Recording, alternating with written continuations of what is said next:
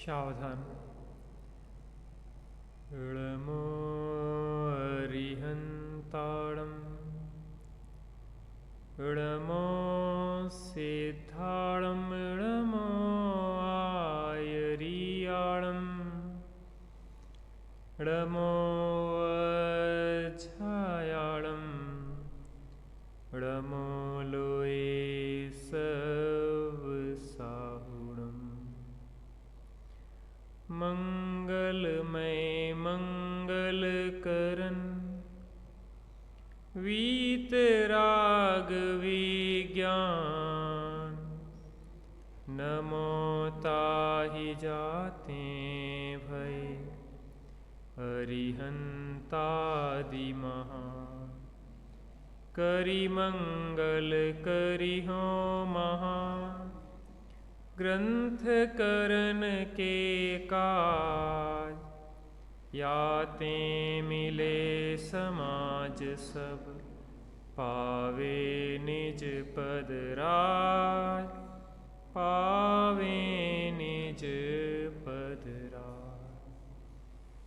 राम कहानी सुनो रे राम कहानी राम कहानी सुनो रे राम कहानी।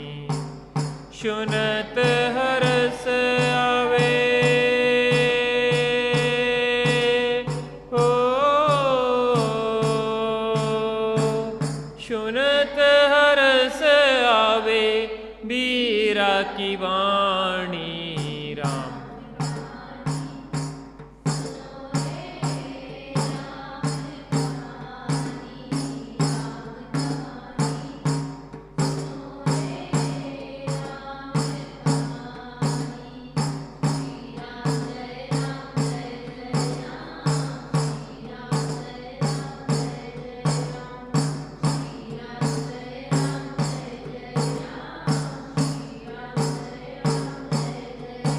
दशरथ के राज दुलारे कौशल्या की आंख के तारे ओ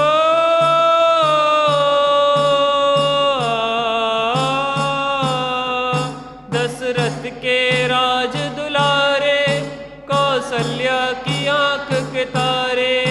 वे सूर्य वंश के सूरज वे रघुकुल के उजियारे। रवि सेन गुरुवर बोले ओ रवि सेन गुरुवर बोले अमृतमयी वाणी।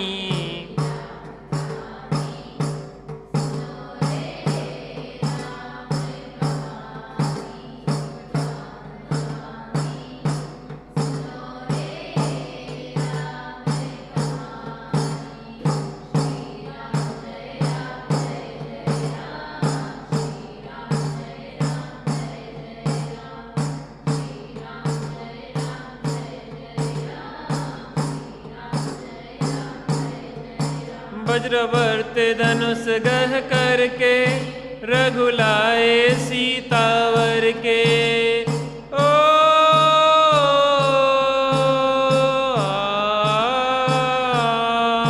वज्रवर्त धनुष गह करके रघुलाए सीतावर के।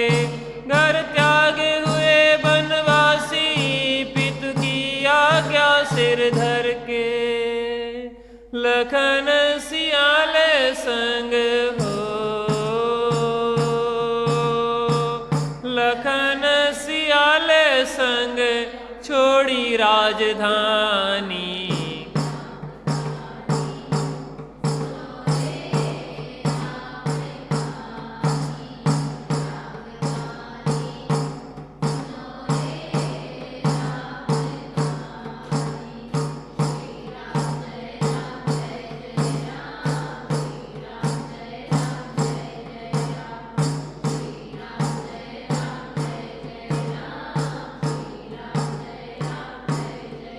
सिंहनाद दशानन करके ले आया सीता हर के ओ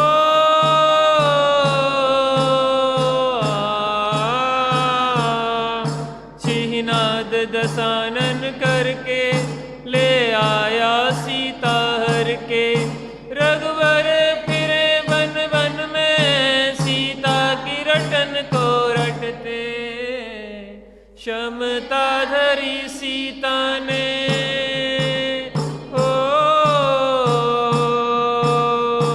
क्षमता धरी सीता ने तत्व ज्ञान बल से।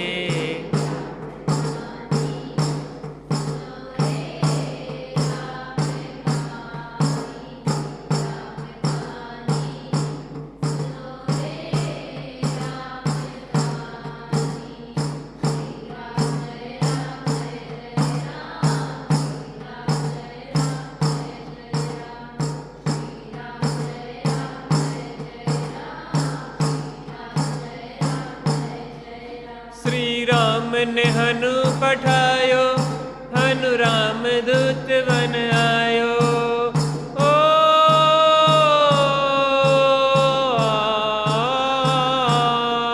श्री राम ने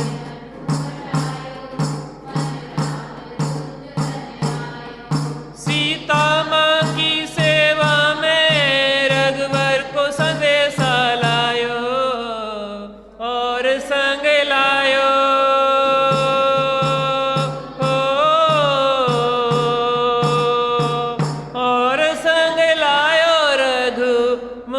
का निशानी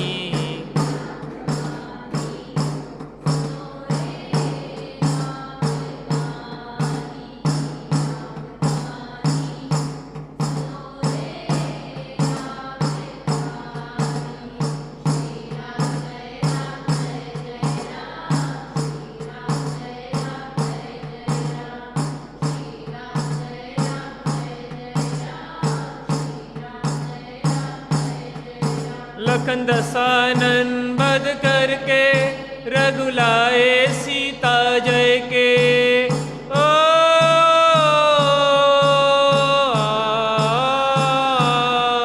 लखन दसानन बध करके रघुलाए सीता जय के, और भेंट में दे दी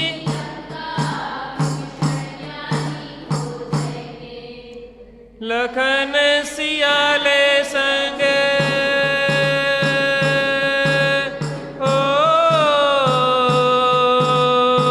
लखन सियाले संग आए राजधानी।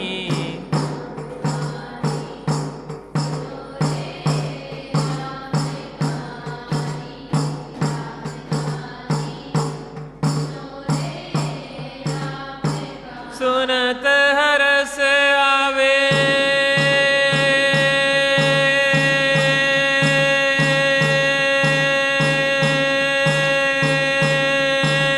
हो सुनत हरस आवे वीरा की वाणी।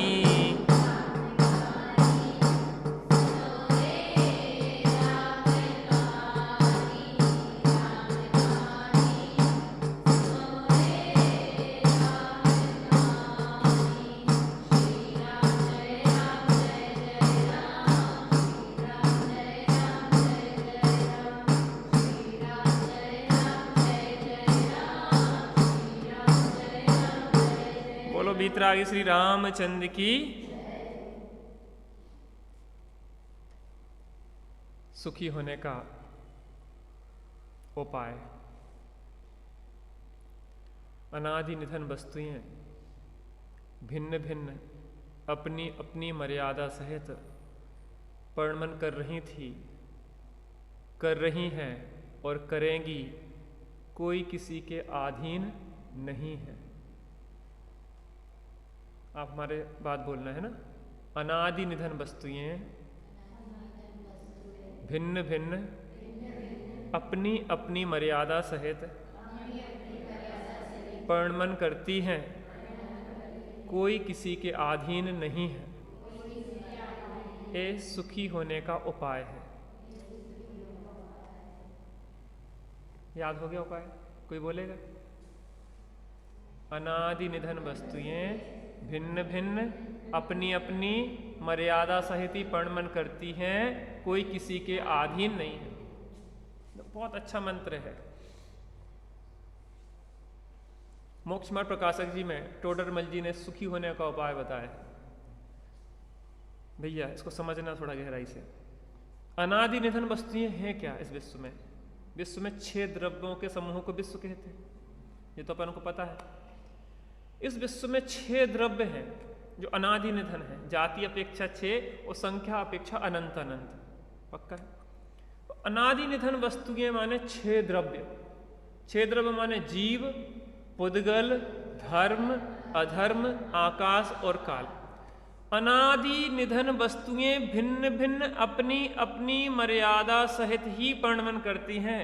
अर्थात जीव कैसा परिणमन करता है? भिन्न भिन्न अपनी अपनी मर्यादा सहित ही परिणमन करता है। पुद्गल भिन्न भिन्न अपनी अपनी मर्यादा सहित ही परिणमन करता है।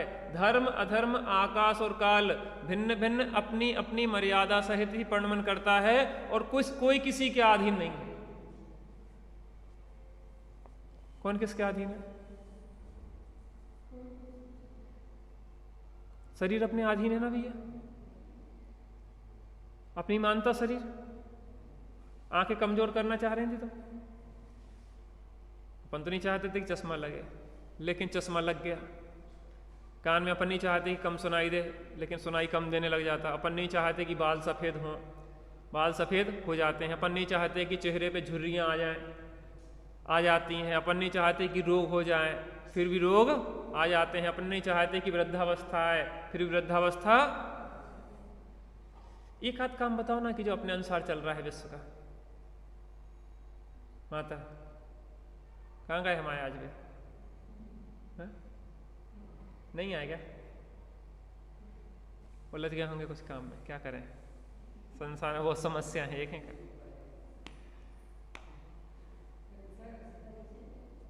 परीक्षा, हर क्षण परीक्षा है इस संसार में। हा? संसार एक परीक्षा हॉल है। इसमें साता और असाता परीक्षा पत्र है, और अगर उसमें जुड़ के हर्ष विषाद करोगे तो फेल हो जाओगे, और ज्ञाता दृष्टा बने रहोगे तो पास हो जाओगे। हर क्षण कब नहीं पर चल रही परीक्षा भैया, जी बताओ। पता जिस टाइम अनुकूलता हो रही ना, अनुकूलता आई, उस समय भी परीक्षा है आपकी धैर्य की कि आप उसमें फूले ना। सुख में होकर मन न फूले, दुख में कभी न घबरावे। पर्वत नदी शमशान भयानक अट। कुछ गड़बड़ हो गया क्या?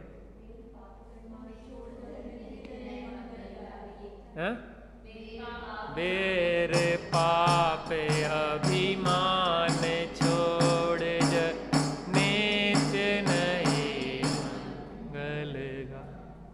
सुख में होकर मग्न न फूलें, दुख में कभी न घबरावें। पता, जो अनुकूलताओं में प्रफुल्लित होता है, हर्षित होता है, वो प्रतिकूलताओं में उसी अनुपात में दुखी हो जाता है।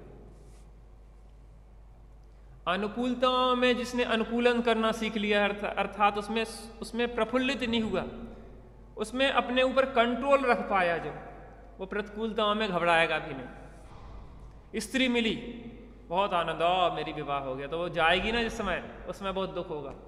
पति का संयोग हुआ, बहुत हर्षित हो गए, और जिस समय उसका वियोग होगा तो उसी अनुपात में दुखी। बच्चा हो गया, अरे दुनिया की सबसे बड़ी चीज मिल गई, और जब उसका वियोग होगा तो आपका एक बच्चा शांत हो गया था। तो जितने आने में हर्ष हुआ होगा, उसी अनुपात में जाने में दुख भी होता है। और जिस समय आया तो विचार कर लो कि एक मेहमान आया है, कुछ दिन मेहमानी करके चला जाएगा, अपना क्या है इसमें।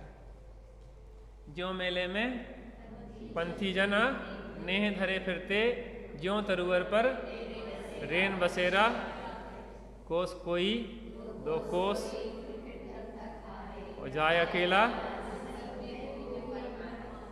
पता है ये सूत्र कितना महत्वपूर्ण है। अनादि निधन वस्तुएं भिन्न भिन्न अपनी मर्यादा सहित परिणमन कर रही हैं। जीव का परिणमन अलग है और इस पुद्गल में शरीर का परिणमन अलग है। परिवार कुटुंब का पणमन अलग है, माता का पणमन अलग है, पिता का पणमन अलग है, पुत्र का पणमन अलग है, भाई का पणमन अलग है, सबका पणमन। इस शरीर में भी एक एक अणु का पणमन भिन्न भिन्न है। यहाँ पे तिल हो जाता है, यहाँ काला है और यहाँ पे क्रीमी कलर की त्वचा है। ये अंतर क्या है? उसका पणमन यहाँ के परमाणु का काले रंग से होना है, यहाँ अलग रंग से होना है। अनार का एक दाना आधा सड़ जाता है और आधा साफ बना रहता है, क्योंकि वहां के परमाणुओं का पणमन उसी तरीके से होना है और वहां के परमाणुओं का पणमन अलग प्रकार से होना है। इतनी वस्तु स्वतंत्रता है इस दुनिया में कि कहीं कुछ करने के लिए दिखाई ही नहीं देता, फिर भी हम जबरदस्ती मगजमारी करते रहते हैं।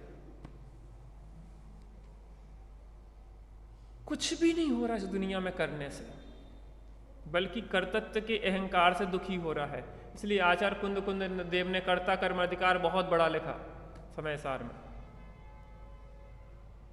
जीव को अनादि काल से परद्रव्य का कर्तृत्व का भूते से सवार है कि ये दूसरे की सत्ता ही नष्ट कर देना चाहता है कि हम इसको अपने हिसाब से चलाएंगे।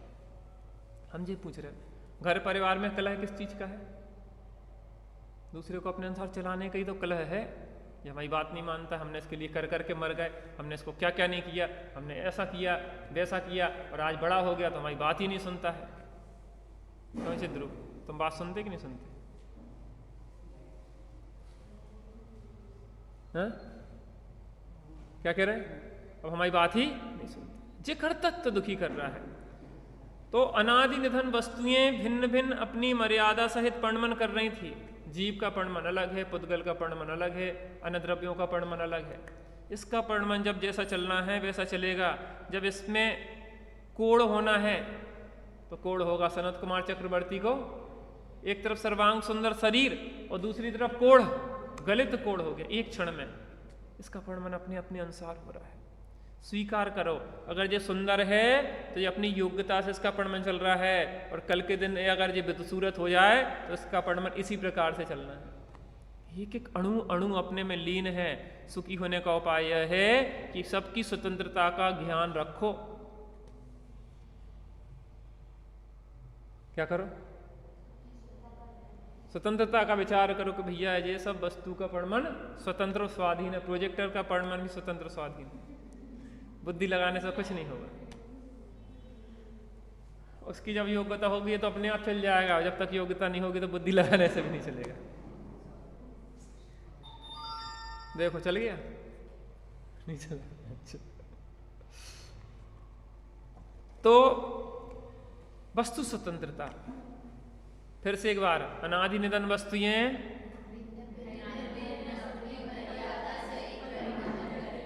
कोई किसी के अधीन, मम्मी पापा हमारे अधीन, बहन हमारे अधीन, भाई हमारे अधीन, और शरीर भी हमारे अधीन, और अपने स्कूल के फ्रेंड्स भी हमारे अधीन, परीक्षा का परिणाम भी हमारे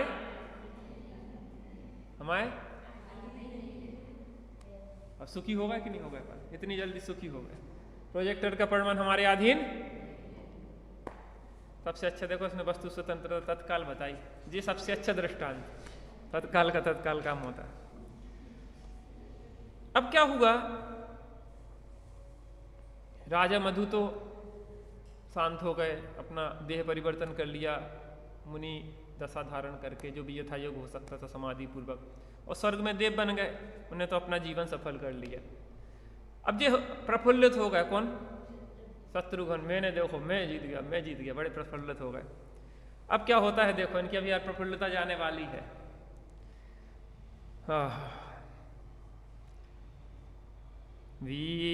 वीतरागी देव तुम्हारे, जैसा जग में देव कहाँ।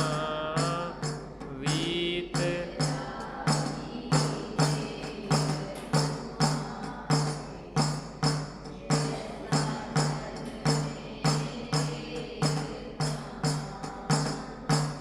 मार्ग बताया है जो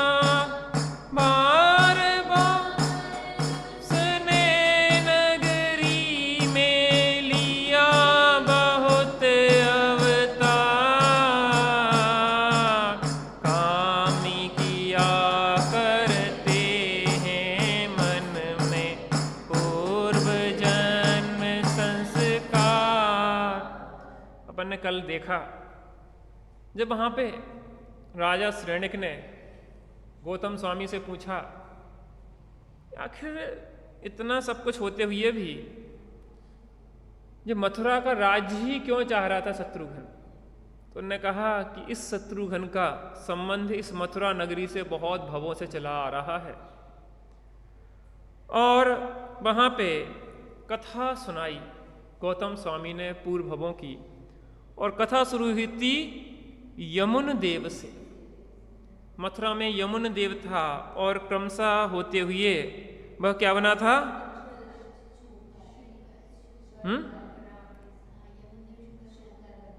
अचल। क्रम से आके लास्ट में अचल बना था और अचल से शत्रुघ्न बना था। ये पूर्व का इतना लंबा चौड़ा, कल अपन ने उसको देखा। अब क्या हुआ कि यहां पे नगरी को जीत लिया और मथुरा में सुखपूर्वक शत्रुघ्न रहने लगे। इधर जीत कर मथुरा नगरी रही सेन सब फूल, असुर गए पाताल लोक में लेकर दीप, असुरों के मुख से वधु नृप का जान सकल व्रतान, परम मित्र के दुखद मरण से होता हुआ आसान। तो इधर क्या हुआ? मथुरा नगरी में शत्रुघ्न जीत गए और बहुत प्रफुल्लित हो रहे थे। मैंने जी चर्चा इसलिए की कि ये बहुत प्रफुल्लता ही बहुत विषाद में बदलने वाली होती। एक चीज बताओ, जिससे हमारा कोई संबंध नहीं था, हमारा उससे विवाह हो गया और हमने उसको ऐसा अपना मान लिया कि अब तो जिंदगी भर इसका जिंदगी भर क्या अनंत काल इसका साथ नहीं छूटेगा। क्या क्या हो गया? 7 जन्म तक। हाँ?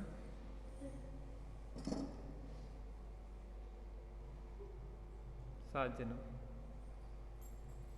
जन्म के बाद भी दुख होगा, और इस हर जन्म में छूटना तो है ही। संयोग का वियोग नियम से और स्वकाल में होता है। माता, कौन किसको रोक पाता है आखिर? ठीक है, हो गया मथुरा पे अधिकार तो हो गया, ऐसे ही उदय था, हम करने वाले कौन होते हैं। लेकिन ये प्रफुल्लता बाद में बहुत दुखदायी होती है। तो शत्रुघ्न भी बहुत प्रफुल्लित थे और सेना भी बहुत फूल रही थी, फूली समानी रही थी। लेकिन क्या हुआ? मधु के पास एक अस्त्र था। क्या नाम था उसका? त्रिशूल नाम का अस्त्र था, और उस अस्त्र के रक्षक देव थे। वह त्रिशूल नाम का जो अस्त्र था वो उन्हें कौन ने दिया था? चमरेंद्र ने दिया था। वो चमरेंद्र के पास लेके पहुंचे उसको।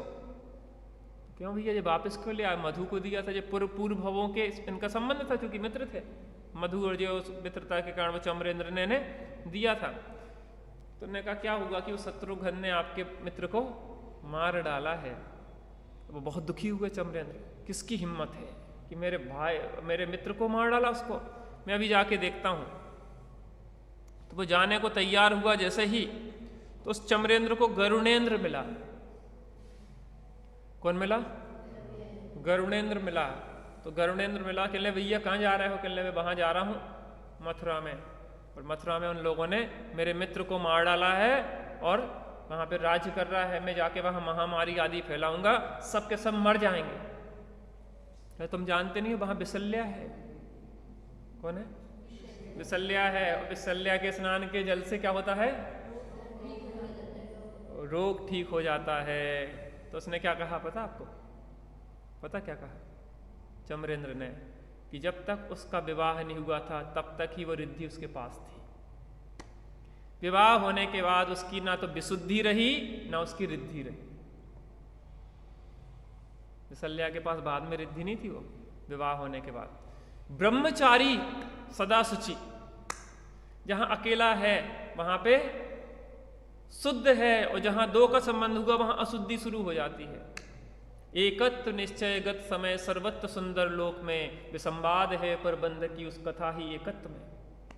एकत्व में बंध की कथा ही विसंवाद पैदा करने वाली है। जहां दो बंधे वहां से संसार।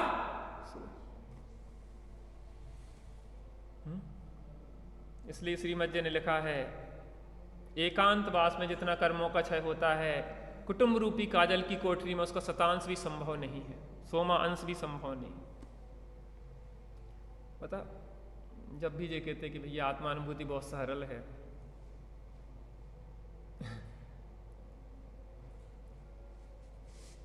मैं एक जगह गया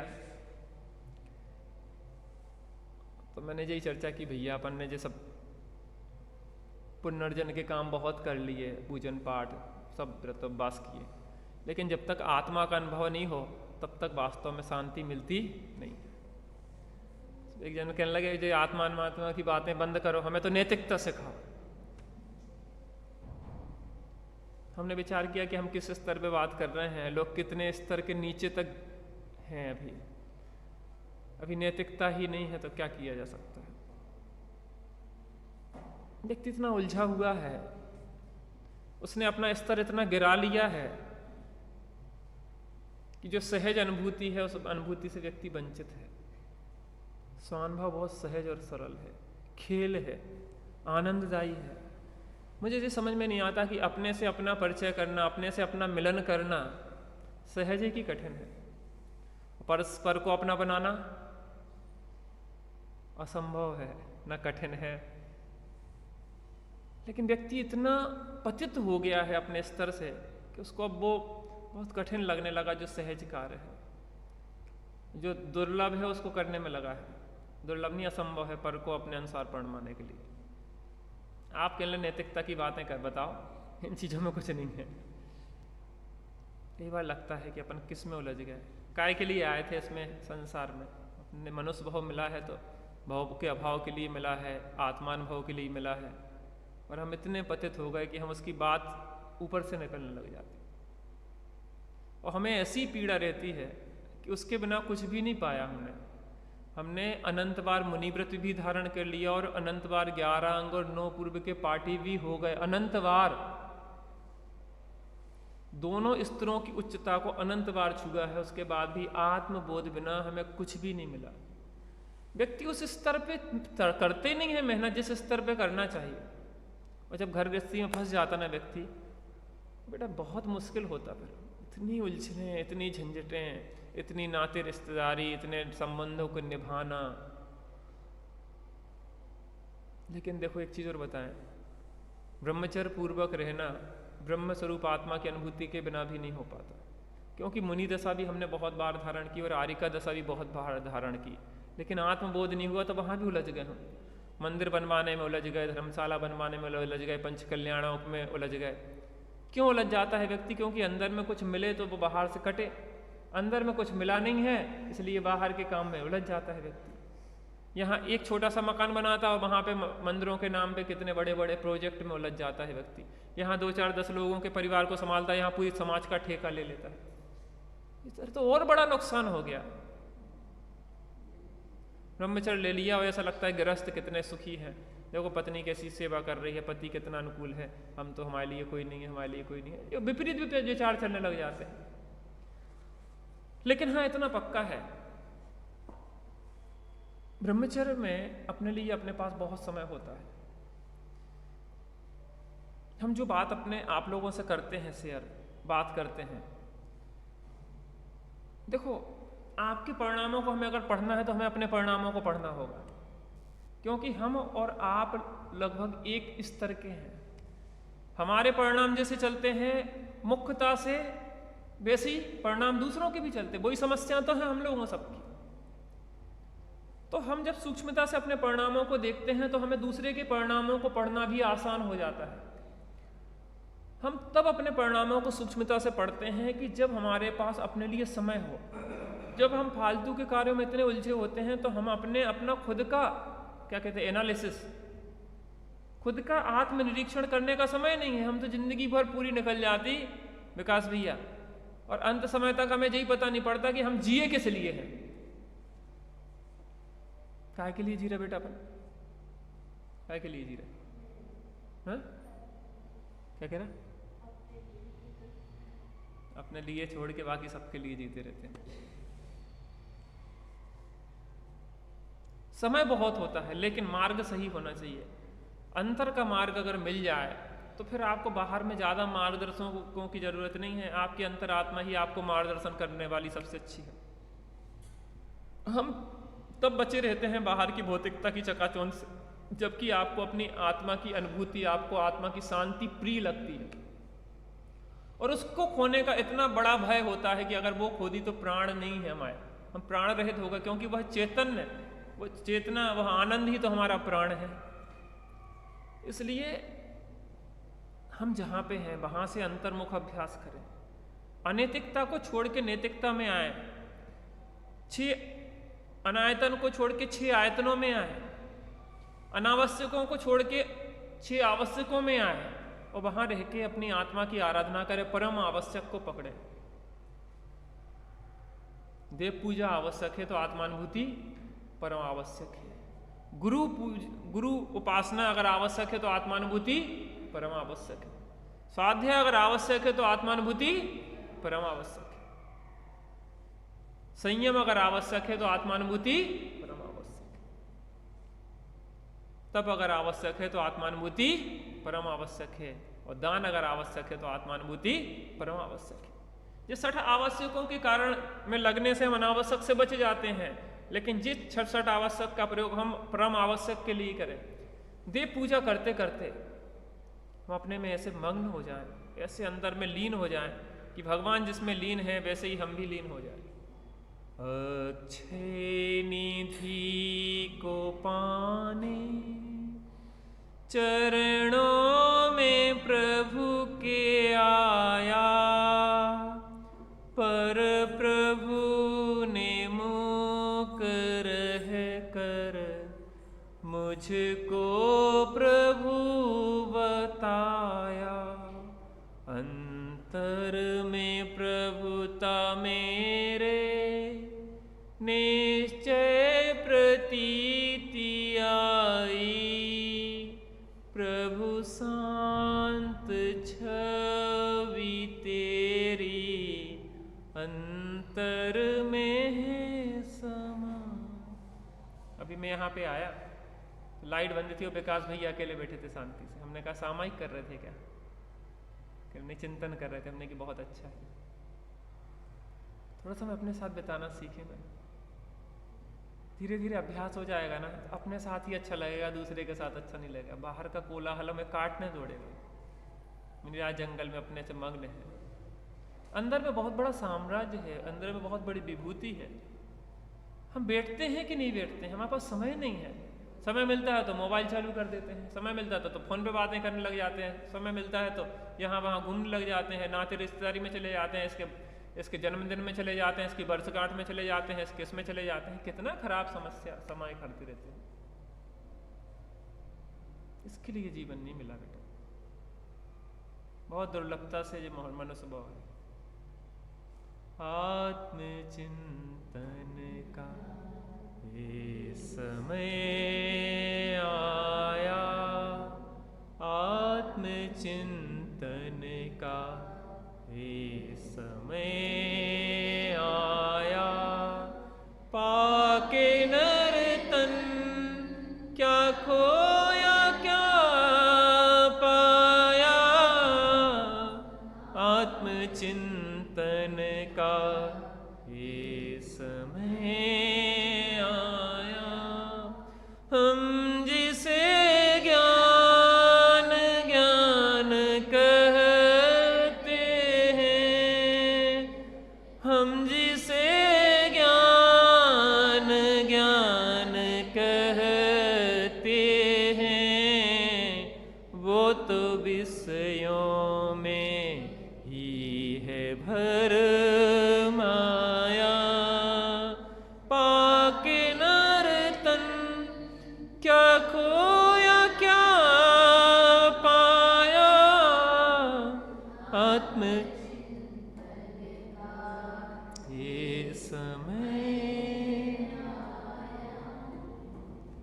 अनंत काल सुख सुख सुख सुख। ऐसी कमाई है कि फिर अनंत काल के लिए सुख सुख सुख सुख रहिए अनंता अनंत काल यथा तथा शिव परिणय।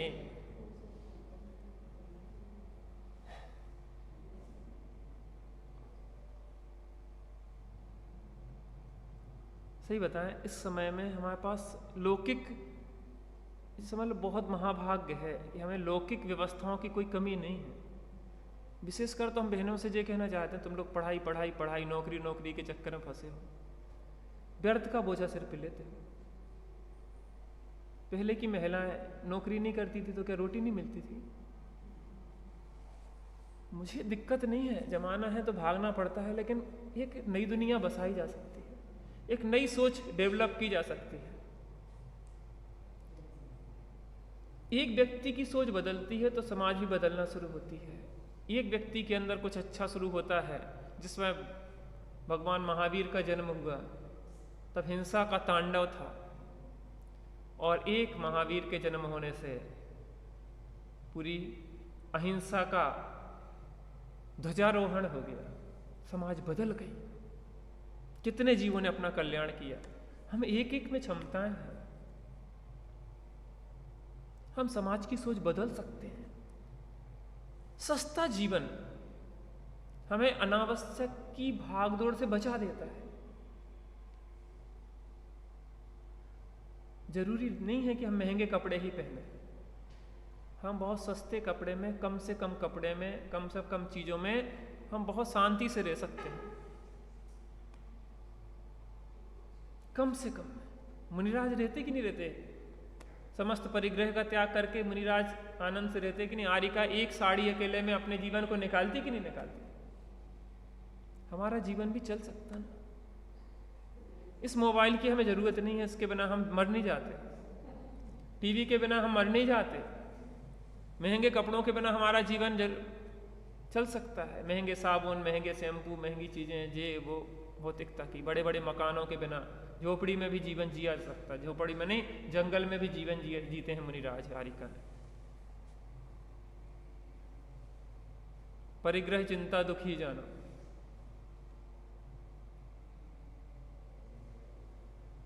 अगर एक रोटी मिल जाए ना तो आधी आधी खा लेना, दोनों जन पति पत्नी सुकून से। बच्चे हों तो एक एक कोर खिला देना, एक रोटी के 4 हिस्से करके। पता, आज व्यक्ति भूखे नहीं मर रहे, ज्यादा खाने से मर रहे। विकास जी सही बोल रहे गलत है? जो कोलेस्ट्रॉल किस कारण से बढ़ता है? हाई ब्लड प्रेशर क्यों होता है? डायबिटीज क्यों होती? ज्यादा खाने की समस्या है। ये भूखे मरने वाली समस्या नहीं, भूख से कोई नहीं मर रहा, क्योंकि सरकार इतना अनाज दे देती है कि तुम रूखी सूखी खाएगा और ठंडा पानी पियो। सरकार इतनी व्यवस्था करके दे रही है, हम काहे से परेशान हो रहे? अनावश्यक चीजों से।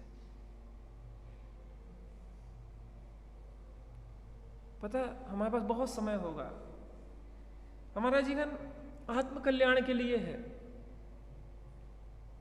बच्चे हैं, उन बच्चों को संस्कार देना है, भविष्य के महावीर, भविष्य के कुंद कुंद तैयार करना है। ये क्या छोटा काम है?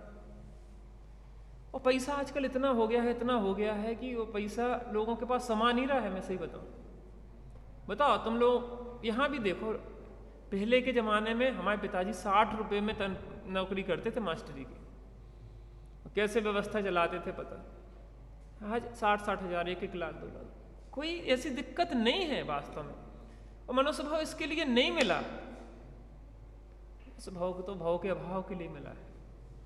हमें पूरी ऊर्जा, जो हमारी एनर्जी है ना जवानी में, वो जवानी में पूरी एनर्जी को अंदर में अभ्यास में लगाना। हम पता 3:30 बजे रात को उड़ जाते हैं, रात में लगभग 11 बजे सोते हैं। आजकल हम अभ्यास कर रहे हैं, हम 3:30 बजे रात को उड़ जाते हैं, 11 बजे सो के भी। अगर आप आराधना करेंगे तो नींद भी बहुत कम आएगी, आपके पास बहुत समय होगा। दिन में भी आधा घंटे मुश्किल से सोते हैं, आराम थोड़ा करना है तो उसमें भी प्रमाद नहीं आता। आराधना करोगे तो जीवन ऐसा हो जाएगा कि कुछ जरूरत नहीं है, बिना खाए पिए भी आपका काम चलेगा।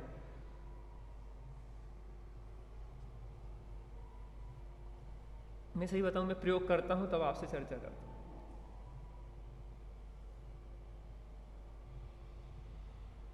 जब हम शांति से बैठते ना, अपने लिए चिंतन के लिए बहुत समय होता है।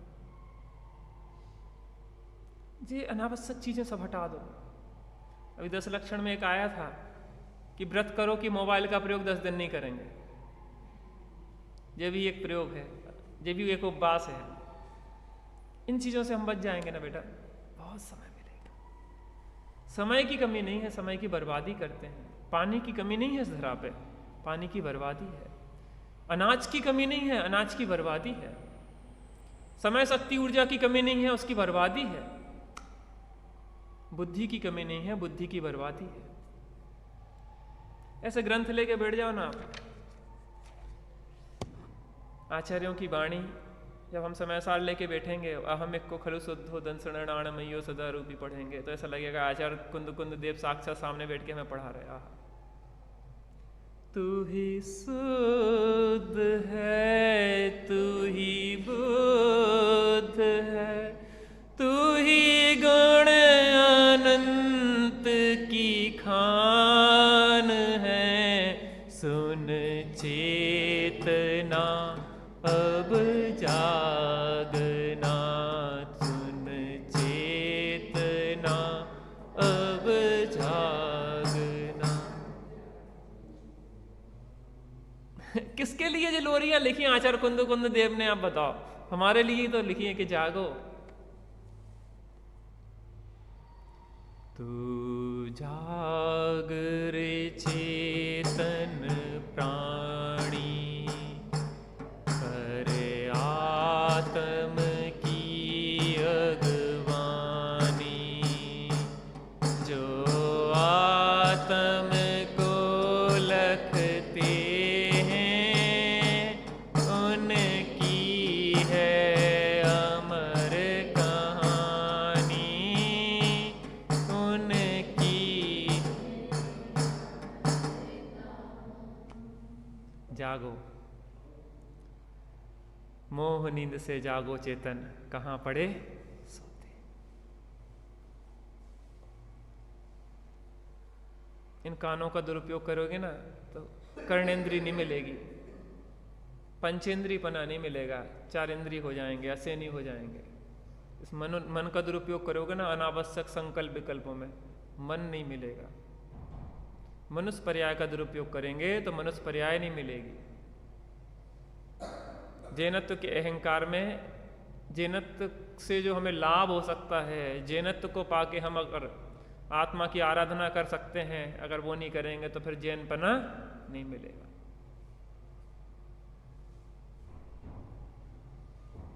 कितना बड़ा अवसर मिला है। यदि अवसर चूका तो भव भव पछताएगा। तेरे काल अनंत अरे, दुख का घन छाएगा। अनंत काल के लिए निगोद में चले जाएंगे हम, जहाँ कुछ सुध बुध नहीं होगी, कर्म फल चेतना को ही भोगते रहेंगे। जैसा कर्म का थपेड़ा आएगा, जहाँ बहा ले जाएगा वहीं बहना पड़ेगा। बहते हुए झरने कहें धो मिथ्यात्मल, देखो देखो ये जीव की विराधना का।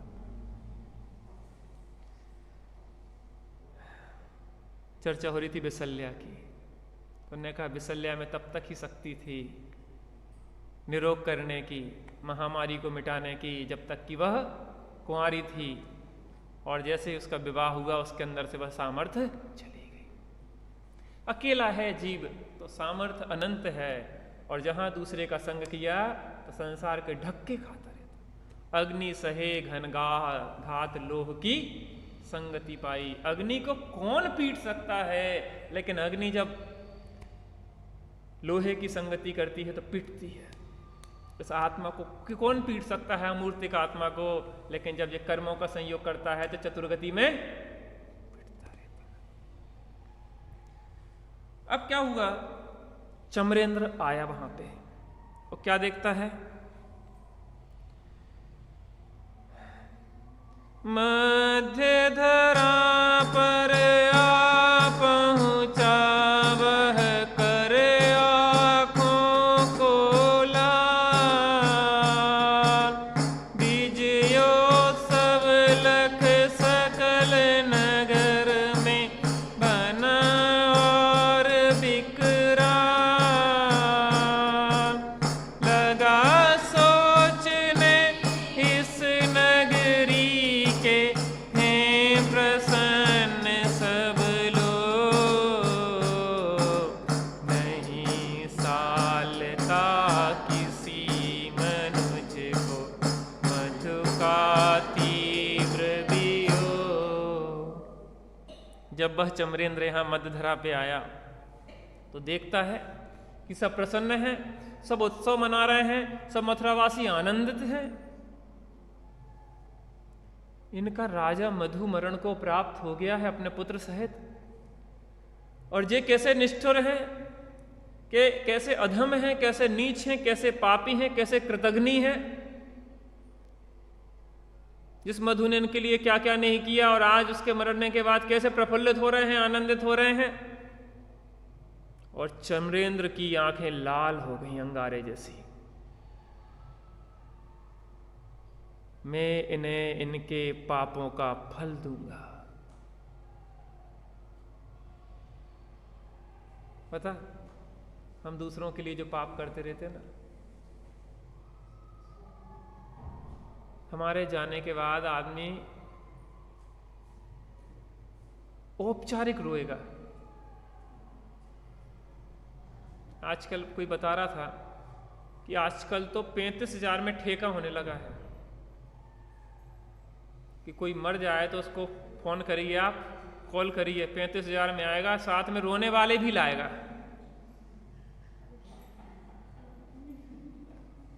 क्या?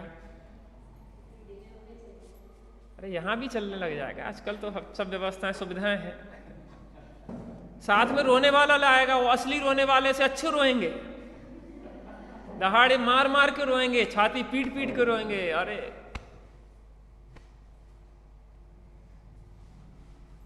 क्योंकि क्या मतलब किसी को किसी से? जब तक अपना काम सदरा है तो लोग कहते हैं आप कैसे हैं, जब तक आपकी जेब में पैसे हैं। फिर तो बूढ़े हो जाते लोग, तुझे लगता कि कब भगवान सुन लें कि भगवान सुन लो। अब तो बेटे बेटे काम धंधा करत नहीं है, बड़बड़ाते रहते हैं। हाँ चलो, बहुत हल्के हो गए। बता रहे थे ना कि वो मर गए रात में, और रात भर उनने अंदर कमरे में रख दिया, आराम से सोते रहे। सुबह से बच्चों को नाश्ता करवा दिया, और सुबह से फिर जब खा पी के तैयार हो गए तो रोने लगे। नहीं सुना आपने? अपने साथ ऐसे ही होने वाला है। और नहीं, ये हकीकत घटना है, अब किसी का नाम बताने से क्या हो। एक घर की कहानी नहीं है, कहानी घर घर की है। तो रोने वाले आएंगे, कॉन्टेक्ट वाले, रो रो रो आके और वही ले जाएंगे, वही दफन करेंगे। और वो हिंदुओं में होता ना, गंगा नदी में क्या करते, अस्थि विसर्जन, तो वही अस्थि विसर्जन करे आएंगे, और सब कॉन्टेक्ट पे चलेगा। क्यों? क्योंकि हमने बच्चों को भी कॉन्टेक्ट पे पढ़ाने भेज दिया था। वो भी तुम्हें कॉन्टेक्ट दे देंगे कि हाँ, अमेरिका से फोन कर देगा कि फला फला चले जाओ, वहां पे वो डेड बॉडी डली है, उसको ठिकाने लगाया, और जब वो अस्थियां हो तो वो हमें दे देना गंगा नदी में। अब क्या को दे देना, वो तो चरा के ही आएंगे। वहाँ औपचारिक रूप से बढ़िया फोटो मोटू करके, थोड़ा नाटक करके, यही होने वाला है। इसलिए जल्दी से जल्दी कल्याण कर लो अपना। तो चमरेंद्र को बड़ी गुस्सा आ गई कि राजा मधु ने इनके लिए क्या क्या नहीं किया। ये मथुरावासी इतने निष्ठुर, इतने कृतघ्नी कि उसको भूल गए। बड़े हर्षित थे, आनंदित थे, ऐसा लग ही नहीं रहा कि कोई चला गया। उसको गुस्सा आई और उसने कहा कि अब देखते हैं। महामूर्ख थे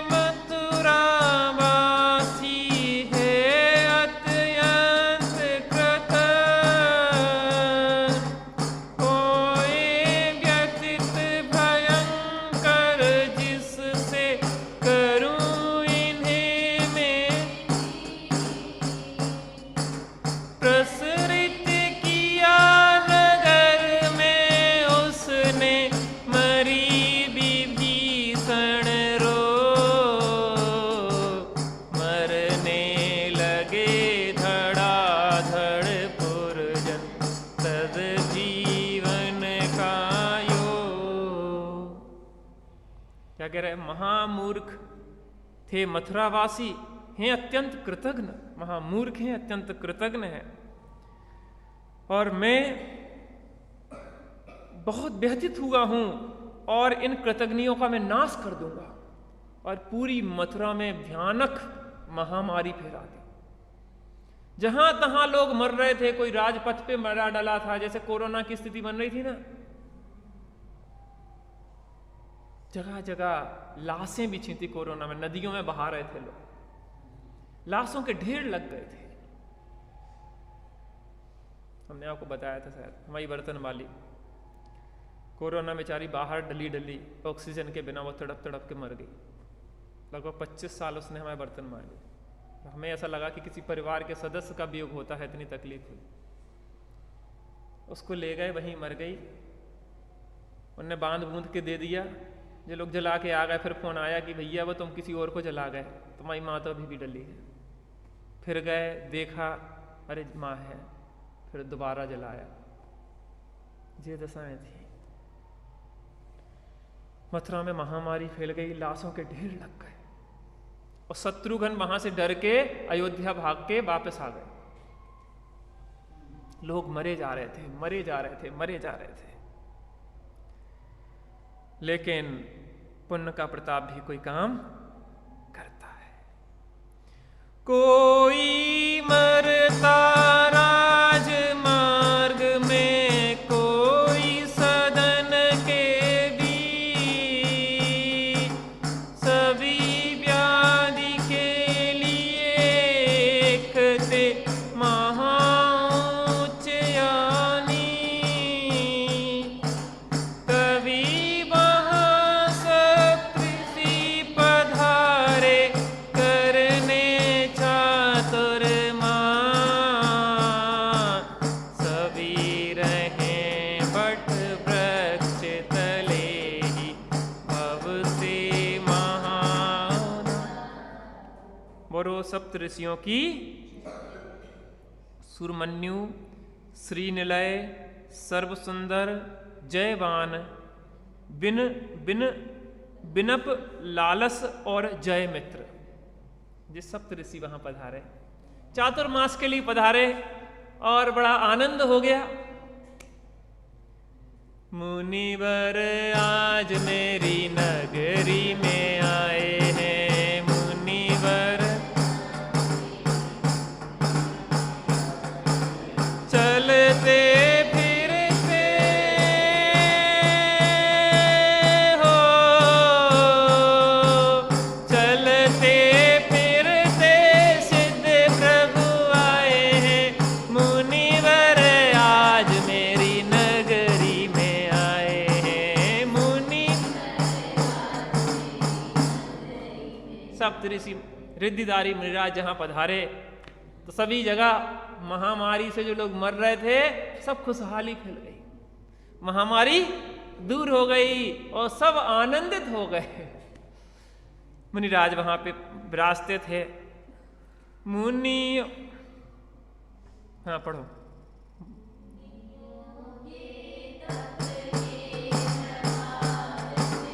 व्याधि गई सब भाग, उनके आने से पुरजन का उदय हुआ सद्भाव।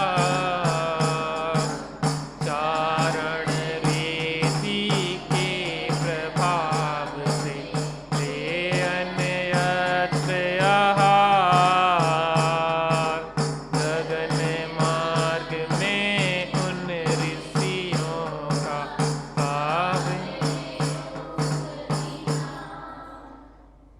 वो चारण रिद्धिधारी मुनिराज जैसे ही पधारे, सब खुशहाली छा गई, सब आनंदित हो गए। दूर दूर तक जानकारी लग गई कि चारण रिद्धिधारी मुनिराजों के प्रभाव से समस्त व्याधि रोग आदि दूर हो गए। शत्रुघ्न को भी पता पड़ा, तो शत्रुघ्न भी अपनी माता के सहित मथुरा नगरी आ गए, और वहां पे आके मुनिराजों की बहुत पूजन की, उपासना की, उनके गुणानुवाद गाए, आहार आदि दिए, बहुत आनंदित हुए। और चारण रिद्धिधारियों का क्या होता है कि वो कहीं भी जा सकते हैं, चातुर्मास का की कोई प्रतिबंध नहीं होता, आकाश मार्ग से जाते हैं और उनके द्वारा किसी भी प्राणी का घात नहीं होता। ऐसे चारण रिद्धिधारी सप्तऋषि, आपने प्रतिमाएं देखी होंगी, चारण रिद्धिधारी सप्तऋषियों की प्रतिमाएं मंदिरों में विराजमान होती हैं साथ में। तो वहां पे क्या हुआ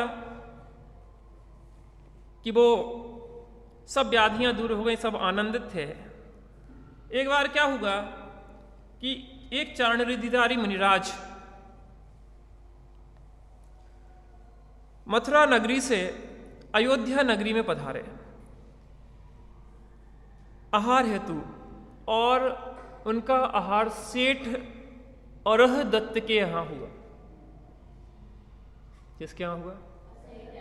अरह दत्त के यहां। कहां पे? अयोध्या में। लेकिन चूंकि अयोध्या में जो मुनिराज थे अरह दत्त का उनको सबको जानते थे वो, और उन्होंने जैसे ही देखा कि ये मुनिराज तो जो विराजते हैं अयोध्या में उनमें से एक भी नहीं है, और ये लगता है कोई भ्रष्ट है जो चातुर्मास में गमन कर रहे हैं, और अरह दत्त के यहाँ आहार तो हुआ लेकिन अरह दत्त ने आहार नहीं दिया, उनकी पुत्र वधू ने उन मुनिराज को आहार दिया। और मन में सोचते रहे कि ये पता नहीं कहाँ से आ गए, कैसे आ गए, क्या हुआ क्या नहीं हुआ। अब क्या हुआ कि मुनिराज का आहार हो गया, चारण रिद्धिधारी मुनिराज का आहार हो गया, और आहार करने के बाद वहाँ जो जिनालय था मुनि सुव्रतनाथ भगवान का, वहाँ पे जो भट्टारक आदि विराजमान थे उनके पास गए, वहाँ पे धर्म आदि की आराधना संबंधी तत्व चर्चा आदि हुई उनसे, और उनने बहुत सत्कार किया उन भट्टारक जी ने, और वो चारण रिद्धिधारी मुनिराज वहाँ से मथुरा के लिए गमन कर गए। थोड़ी देर बाद अरहदास सेठ वहाँ पे पहुँचा, और वहाँ पे भट्टारक जी से बात हुई कि देखो, भट्टारक जी कहने लगे ये आज हमारा महाभाग्य, भट्टारक माने जो महामुनिराज विराजे थे, मुनिराज संघ विराजमान था। तो वहाँ पे उन्होंने कहा अपना कैसा अहोभाग्य कि आज चारण रिद्धिधारी मुनिराज पधारे थे। अच्छा, ऐसे कैसे? अरे मैंने तो सुना है कि तुम्हारे यहाँ आहार हुआ उनका। अरे मेरे महापापी हो, नीच हूं, मुझे धिक्कार हो, मैं समझ नहीं पाया महामुनिराजों को। ऐसे भावलिंगी संत महामुनिराज चारण रिद्धिधारी कभी कभार पधारते हैं, और मैं ऐसा भागा कि उनके ऊपर शंका कर बैठा। मुनिराज ने कहा देखो, तुमने कोई ऐसा गलत कार्य नहीं किया है क्योंकि तुम्हें ज्ञान नहीं था, और बात भी सही है कि अगर कोई इस तरीके से विपरीत मार्ग से आता है, अगर उसको चलना नहीं है चातुर्मास में गमन आदि करता है, तो वो मुनि मार्ग के मुनिचर्या के विरुद्ध है। और तुमने उस समय अपने विवेक से कार्य किया है, तुमने कोई ऐसा अपराध नहीं किया है, लेकिन अपन को पूर्वापर जानकारी कर भी लेना चाहिए। तुम अगर पूर्व में जानकारी आदि कुछ करते या कुछ समझने का प्रयत्न करते तो तुम्हें वो समझ में आ सकता था, तो ये तो अपराध है। तो उसको बड़ा कष्ट हुआ। तो उसने, बहुत बड़ा सेठ था वो अयोध्या का, तो उसने कहा सोचा कि अब चलो वहीं अयोध्या से अपन मथुरा जाके उन मुनिराज के चरणों में जाके क्षमा याचना करेंगे। तो अपने बहुत वैभव के साथ, अपने परिवार कुटुंब के साथ वो मथुरा नगरी पहुंचा, और मथुरा नगरी में जाके उसने बहुत वैभव से जिन मंदिर आदि के निर्माण करवाए, सब काम किए, और वहाँ जाके मुनिराज के पास चरणों में जाके क्षमा याचना करी। स्वामी क्षमा करना, हमसे महा अपराध हो गया है, आप जैसे महा भावलिंगी संतों का भी हम तिरस्कार कर बैठे, और कैसा विचार कर रहे, हमें जानकारी नहीं थी। उन्होंने कहा तुम्हारी भी कोई गलती नहीं है। ऐसी स्थिति में कोई एक सामान्य व्यक्ति भी हो तो उसको ऐसा ही विचार आएगा, कोई बात नहीं, लेकिन विवेक से काम लिया है तुमने, इसके लिए हम तुम्हें प्रशंसा भी करते हैं। श्रावक उसे कहते हैं जो श्रद्धावान होता है, विवेकवान होता है और क्रियावान होता है, वो श्रावक कहलाता है। तो क्या हुआ, यहां पे मुनिराज से क्षमा याचना की, और उसके बाद वो अपने वापस आ गए। अब शत्रुघ्न वहां पे बैठे थे, तो शत्रुघ्न ने मुनिराज से कहा कि स्वामी आपके प्रताप से महामारी दूर हो गई है, और आप यहीं पे विराजे हैं। तो आचार्य श्री ने कहा कि हम मुनिराजों का यह कार्य नहीं है, चतुर्मास ज़्यादा समय हम लोग रुकते नहीं, वर्षा काल में तो इसलिए रुकते हैं कि जीवों की बहुत उत्पत्ति होती है, इसलिए अब हमें गमन करना ही उचित है, क्योंकि आचार आदि शास्त्रों के विरुद्ध होगा अगर हम यहाँ पे अधिक रुकते हैं। इस प्रकार से मुनिराज वहाँ से गमन कर गए। आगे अपन कथा देखेंगे कि क्या होगा। आत्म राम आत्म राम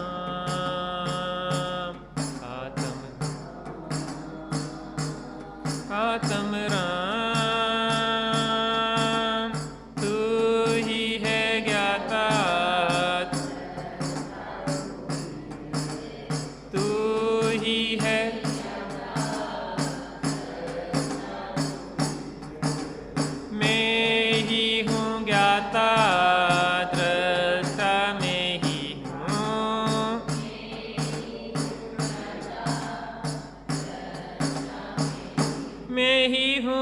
सुख निधान।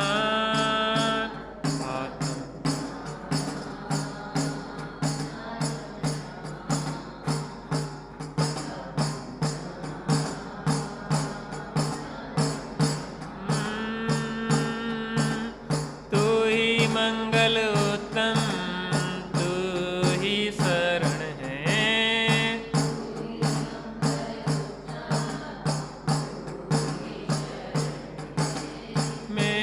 मंगल उत्तम में ही शरण हूँ।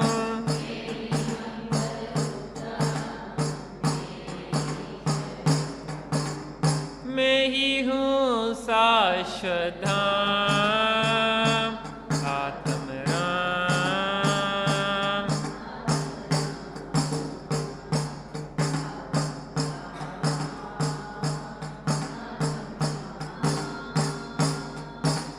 तू ही है साधन साध्य, तू ही है,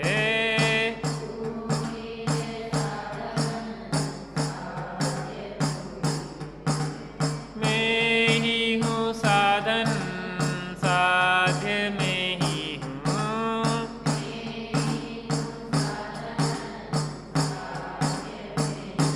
मैं ही शिव स्वरूप शिव का।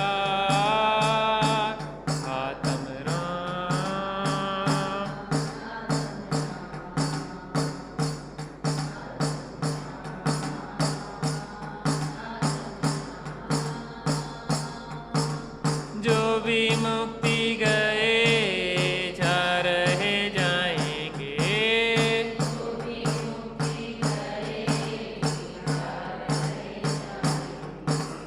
जो भी मुक्ति गए जा रहे जाएंगे,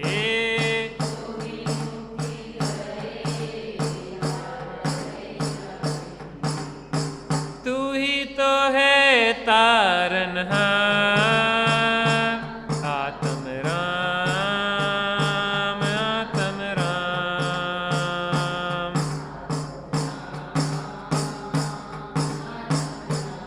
जग में साचो शरण धाम।